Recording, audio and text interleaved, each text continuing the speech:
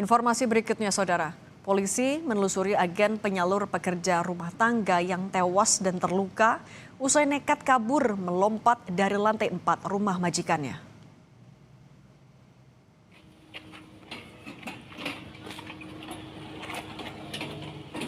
Penelusuran agen dilakukan polisi karena pekerja rumah tangga yang tewas berinisial D berusia 15 tahun atau merupakan anak di bawah umur.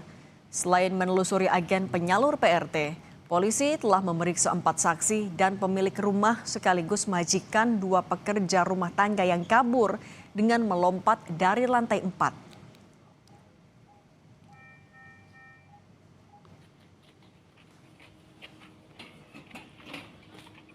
Sat PPA PPO Polres Metro Jakarta Pusat melakukan penyelidikan terkait dugaan eksploitasi anak di bawah umur dan perdagangan orang yang kemungkinan memberikan jasa atau menggunakan jasa anak di bawah umur yang korban ini. Sebelumnya pekerja rumah tangga berinisial D tewas dan R terluka usai nekat melarikan diri dengan cara melompat dari lantai 4 sebuah rumah di kawasan Bendungan Hilir, Tanah Abang, Jakarta Pusat. R langsung dibawa ke Rumah Sakit Angkatan Laut Minto Harjo, Tanah Abang, Jakarta Pusat karena mengalami patah tulang tangan dan kaki usai melompat dari lantai 4. R dan D diduga nekat melompat dari lantai 4 karena mendapatkan perlakuan tidak menyenangkan dari majikannya. Satu pekerja rumah tangga tewas dan satu lainnya terluka setelah nekat lompat dari lantai 4 rumah majikannya. Soal peristiwa yang mengakibatkan seorang PRT tewas ini kita sapa jurnalis Kompas TV Zefanya Situmeang yang berada di lokasi kejadian. Zefanya, gambarkan kepada kami lokasi tewasnya seorang PRT setelah nekat lompat dari lantai 4.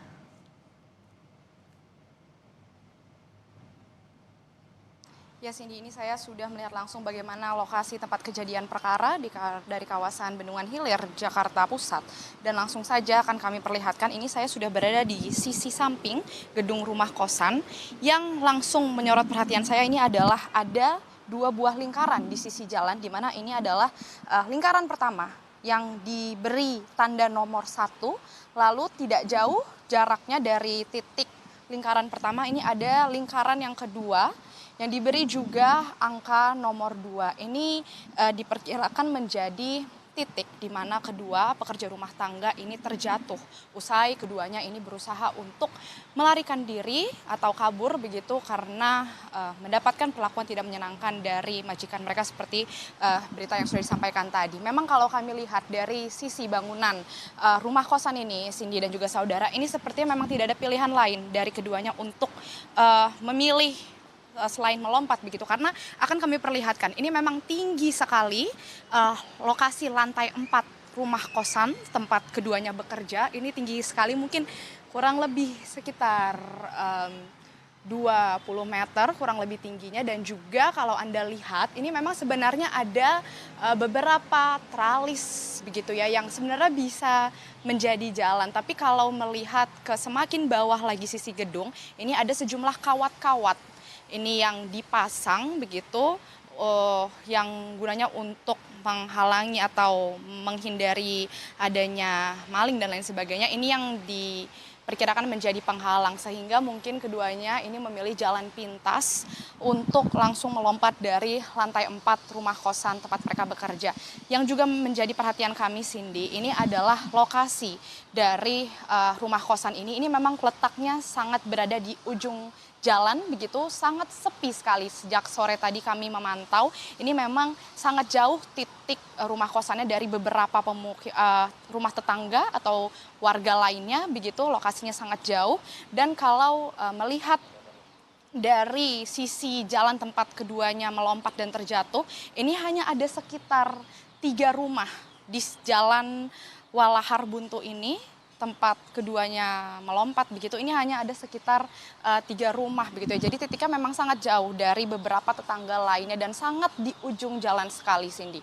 Yang juga kita ketahui kejadian ini terjadi di hari Rabu malam kemarin sekitar pukul 11 malam, yang dimana memang ada beberapa saksi yang melihat dan atau menemukan kedua pekerja rumah tangga ini terjatuh karena sempat mendengar ada bunyi sekitar 5 kali seperti barang terjatuh begitu, sehingga ditemukan keduanya kemudian sudah tergeletak di 2 titik lingkaran yang tadi sudah kami perlihatkan begitu. Salah satunya ini memang masih terdengar ada meringis kesakitan begitu Cindy ketika malam hari kemarin. Satunya lagi namun ini sudah tidak ada suara apapun dan memang seperti disampaikan tadi korban berinisial D ini kemudian sudah meninggal dunia di rumah sakit ketika dibawa. Ini yang masih dalam penyelidikan polisi Cindy, apa yang menjadi motif dari keduanya memilih untuk kabur dari tempat mereka bekerja. Cindy, balik ke studio.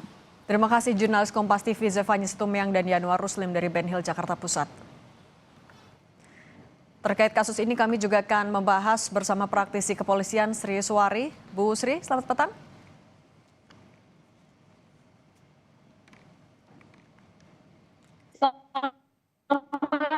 Bu Sri Suwari, selamat petang. Bisa dengar suara Cindy, Bu?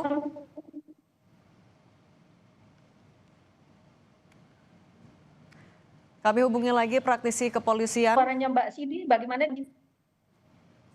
Ya, Brigjen Pol Purnawirawan Sri Suwari, praktisi kepolisian sudah bergabung bersama kami melalui sambungan Zoom. Bu Sri, selamat petang. Ya, Oke. saya sudah mendengar. Oke, baik. Bu Sri, ketika ada 2 PRT kabur, satunya tewas dengan alasan diduga mendapatkan perlakuan tidak menyenangkan dari majikannya.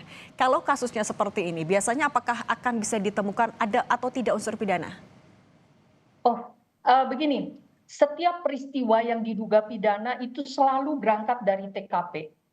Dalam konsep pengungkapan kasus pidana, polisi selalu berpatok atau berangkat dari segitiga bukti. Segitiga bukti itu yaitu dari korban, kemudian pelaku, dan barang bukti. Maka TKP menjadi titik awal. Nah, kalau kita lihat sebagaimana sudah diperlihatkan oleh rekan-rekan reporter Kompas, bagaimana TKP ada lingkaran 1, lingkaran 2, bukan hanya itu di situ, tetapi juga TKP dari mulai dia loncat ke bawah. Pertanyaan kita adalah mereka, si para korban, patut sudah bisa menduga bahwa itu bukan ketinggian yang rendah, ketinggian yang cukup membahayakan. Menjadi pertanyaan yang harus diungkap oleh kepolisian adalah sejauh mana tekanan terhadap korban sehingga menyebabkan mereka mengalami panik atau mengalami harus mengambil keputusan meloncat sehingga keluar ke jalan raya, tidak jatuh ke halaman kos-kosan. Ini menjadi hal yang harus digali sejauh mana tekanan. Nah, kebetulan dari segitiga bukti ini korban sudah ada. Saya meyakini bahwa korban yang telah meninggal tetap akan bisa berbicara melalui hasil forensik. Tetap akan bisa bicara apakah ada jejak-jejak penganiayaan sebelum korban. Walaupun dapat diketahui bahwa korban meninggal bisa saja karena benturan, tetapi akan tetap berbicara, tubuh korban akan tetap berbicara melalui keterangan ahli yang diberikan oleh ahli forensik. Selain ahli korban temannya. Nah, ini menjadi kita harus optimis bahwa hal-hal yang begini tidak mungkin orang normal meloncat. Ada suatu situasi dan kondisi yang memaksa. Nah, tingkat paksaan itu yang harus digambarkan. Nah, tapi Bu Sri juga satu PRT yang tewas ini kan berusia di bawah umur, masih 15 tahun. Apakah penyelidikan polisi juga harus mengarah kepada pelanggaran undang-undang ketenagakerjaan ke arah sana juga? Ya, bukan saja undang-undang ketenagakerjaan yang dilanggar, tetapi termasuk undang-undang perlindungan anak.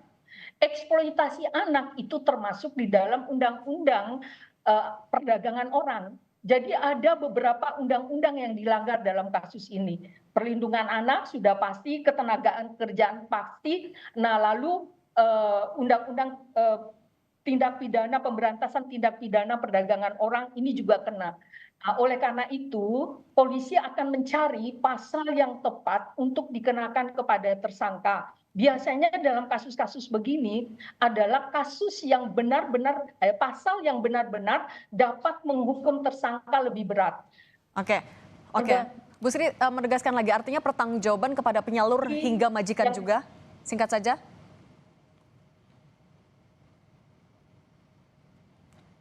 Ya, betul.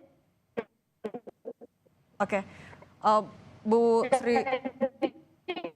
Oke. Oke. Bu Sri, mohon maaf tampaknya ada gangguan komunikasi. Kami tidak bisa begitu mendengar, tapi kami sudah dapat poinnya. Bu Sri Suwari, praktisi kepolisian, terima kasih sudah berbagi bersama kami di Kompas Petang. Bu Sri, sehat selalu. Usai jeda di Kompas Petang, saudara, kami hadirkan informasi petugas damkar mengevakuasi sejumlah mahasiswi yang terjebak di dalam lift sebuah kampus di Jakarta Timur.